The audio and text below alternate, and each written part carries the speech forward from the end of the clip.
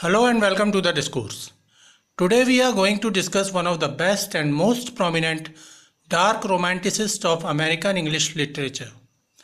Nathaniel Hawthorne was born on July 4th, 1804 at Salem, Massachusetts, and he died on May 19th, 1864.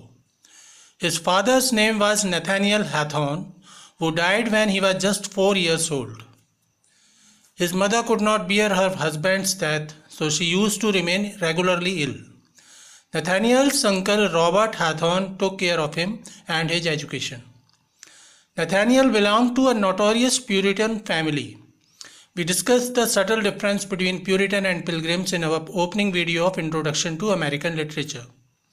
His great-great-great-grandfather was one of the first Puritans to set foot in America.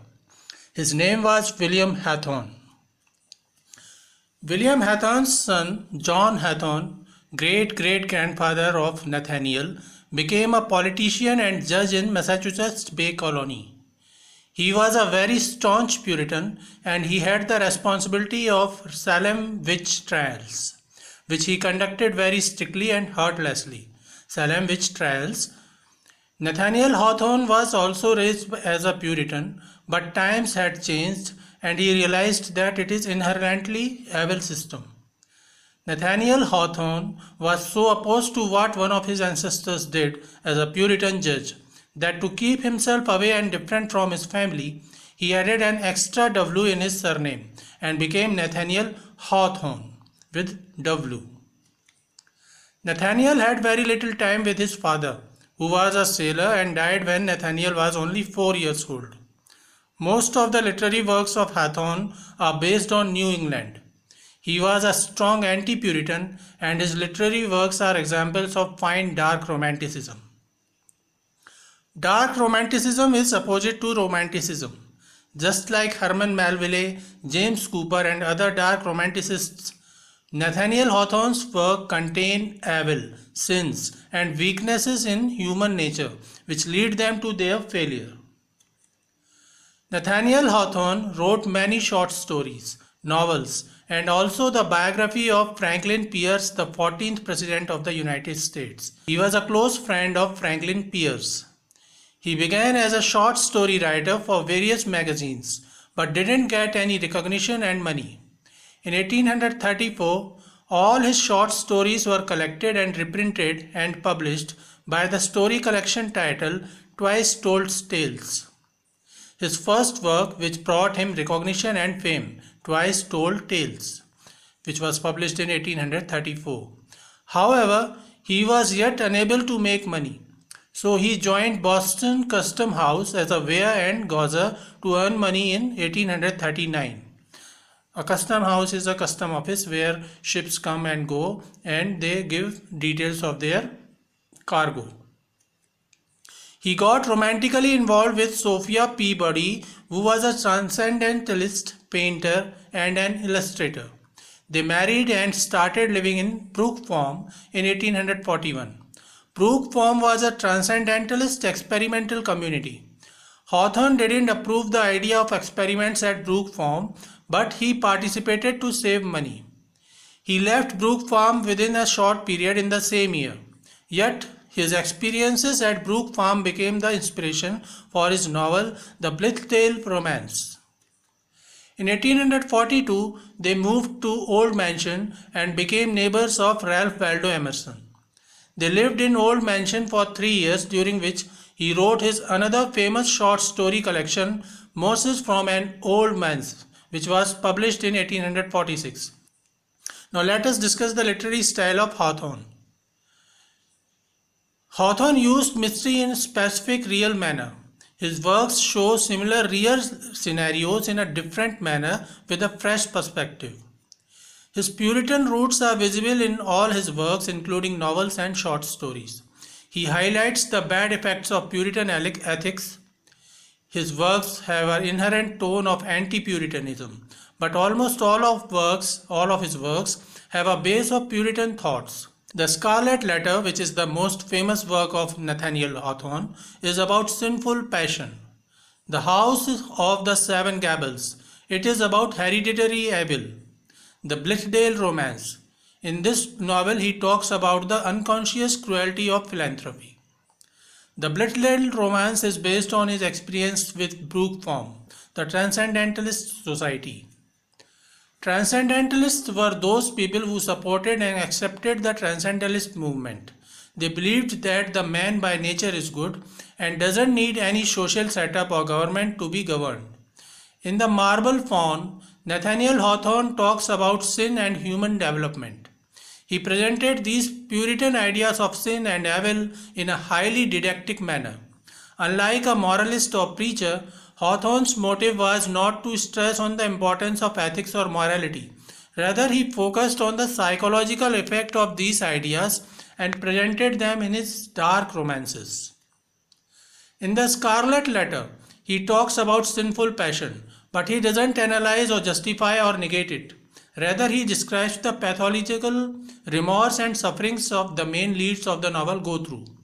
So while his themes are Puritan, but he is not preaching. Rather, he clearly appears anti-Puritan and he describes these Puritan ideas in an artistic and descriptive manner. We will discuss the summary of the Scarlet Letter in detail. First, let us check some examples of his imaginative brilliance in his short stories. The first story that we will discuss is the story of David Swan. David Swan is a young man who is waiting for a vehicle to go to the town to get some work and money. He is very attractive, good-looking young man. The wait goes long and the vehicle doesn't appear. So he decides to take a nap in the shadow till the vehicle arrives. While he is sleeping, an elderly man passes by along with his wife. The couple is very wealthy, but they are sad because they do not have any child and they yearn for a son. When they see David Swan in sleep, they feel attracted towards his personality. They think had they had a son, he might have been of same age. So they contemplate on adopting him. They think of waking him up and talk to him to be with them as their son. But David Swan keeps sleeping and the old couple goes away. Had he awakened, they might have adopted him and he might have become the heir of rich couple, but he keeps sleeping.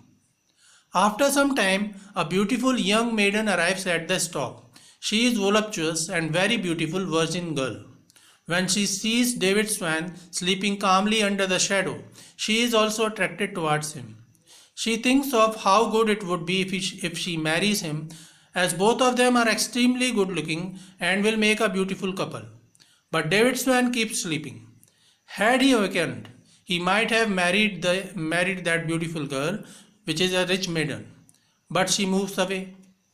After some time, some criminal ruffians arrive at the stop. They see a young guy sleeping under the shadow with all his belongings unguarded. They think of stealing all his belongings and they decide that if he wakes up and resists, they may kill him. David Swan was sleeping and that was so near. Suddenly the vehicle appears arriving at the stop. It honks in a harsh, loud voice and its tires rattle. And David Swan wakes up due to the vehicle's noise. He grabs his bags and jumps onto the vehicle and goes away, completely unaware of how close he was to become the heir of a rich couple, the husband of a beautiful girl, how close he was to his death when he was sleeping. The next story that we will discuss is Rappaccinis Daughter. This is his another short story. The story is about the nature of love and poison. Beatrice is a very beautiful young daughter of Rappaccini, who is a secluded scientist who loves his daughter too much and keeps him in a beautiful garden of exotic flowers. These flowers are very beautiful with great fragrance. However, the flowers gain their beauty, color and fragrance from poisonous elements of the earth, and hence they are poisonous. Beatrice is living in between these flowers since her birth, so she is adapted to them. She breathes same air the plant releases, and gradually she has become equally poisonous. A very beautiful young girl with such an attractive fragrance that can be felt from miles, but poisonous. And then she falls in love with a man. The man, her lover, is shocked when he realizes that she is poisonous. He loves her so he begs her father to cure her and remove her poison so that they could live together. Rappaccini agrees and he creates an antidote to the poison that can neutralize the poison that Beatrice has. He administers the antidote to Beatrice and her poison ends. So does she. Because the poison was her life, her law of nature, despite the fact that it was law of death to all others. These are fantasy stories presenting simple real truths of our life. All his short stories are symbolic in nature, indicating towards greater truth of real life. Rappaccinis Daughter was published in 1844 in the United States Magazine and Democratic Review. Later on, it was republished in the short story collection of Hawthorne titled Mosses from an Old Manse in the year 1846. The major short story collections of Nathaniel Hawthorne were Twice Told Tales, published in 1837, Mosses from an Old Manse, published in 1846, A Wonder Book for Girls and Boys, published in 1851. The important novels of Hawthorne are The Scarlet Letter, a romance published in 1850. Second one is The House of Seven Gables, a romance published in 1851. The third novel of Nathaniel Hawthorne is The Blythedale Romance. It was published in 1852. And the fourth important major novel of Nathaniel Hawthorne is The Marble Faun or The Romance of Montebani.